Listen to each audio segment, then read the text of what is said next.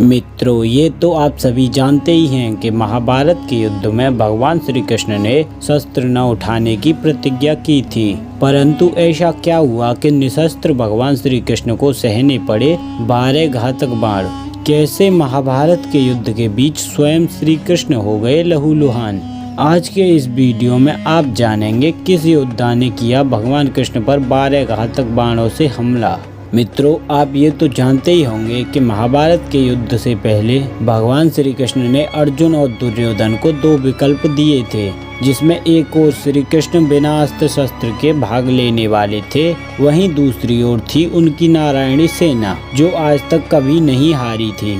इसमें दुर्योधन ने नारायणी सेना को चुना तथा अर्जुन ने स्वयं नारायण को चुना। मित्रों, भगवान श्री कृष्ण को जिस योद्धा के घातक बाण सहने पड़े वह कोई अन्य नहीं, स्वयं सूर्यपुत्र कर्ण थे, जिन्होंने महाभारत युद्ध में किया भगवान कृष्ण को लहूलुहान। कैसे, आइए जानते हैं। ये बात महाभारत युद्ध के 17वें दिन की है, जब कर्ण और अर्जुन के बीच भयंकर युद्ध चल रहा था। दोनों योद्धा एक दूसरे पर अपनी असीम शक्ति और बल का प्रयोग कर रहे थे तथा दोनों ही एक दूसरे पर महाविनाशकारी अस्त्र छोड़ रहे थे। कर्ण और अर्जुन के बीच युद्ध इतना भयंकर चल रहा था कि दोनों ही एक दूसरे को जान से मारना चाहते थे, क्योंकि दोनों में बचपन से ही प्रतिस्पर्धा थी। दोनों ही स्वयं को सर्वश्रेष्ठ धनुर्धर मानते थे। फिर वह समय आ गया जब कर्ण ने अर्जुन को हराने के लिए सर्प बाण चलाने का निर्णय लिया। इस बाण को कर्ण ने कई वर्षों से अर्जुन पर प्रयोग करने के लिए रखा हुआ था। वास्तव में यह बाण पाताल लोक में अश्वसेन नाम का एक नाग था, जो अर्जुन का परम शत्रु था। उसकी शत्रुता का प्रमुख कारण था कि खांडव वन में अर्जुन ने उसके पूरे घर को उजाड़ दिया था। जो सर्प खांडव वन में रह रहे थे उन्हें वहां से भगा दिया था। अश्वसेन तभी से अर्जुन को मारने के लिए मौके की तलाश में था। तब अश्वसेन ने कर्ण के बाण को चुना, क्योंकि वह जानता था कि सिर्फ कर्ण ही है जो अर्जुन को मार सकता है।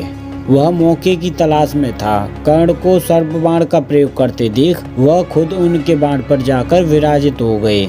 तब कर्ण ने अर्जुन पर वह बाण चला दिया। अर्जुन बाण का रूप लिए नाग को न पहचान सके, परंतु उनका रथ चला रहे उनके सारथी भगवान श्री कृष्ण ने अश्वसेन को तत्काल ही पहचान लिया और अर्जुन के प्राणों की रक्षा के लिए उन्होंने अपने पैर से रथ को भूमि में दसा दिया। रथ के पहिए जमीन में फंस गए, घोड़े बैठ गए और वह बाण अर्जुन के गले की बजाय उसके मुकुट को छिटककर पृथ्वी पर जा गिरा। इस तरह भगवान श्री कृष्ण ने अर्जुन को बचा लिया।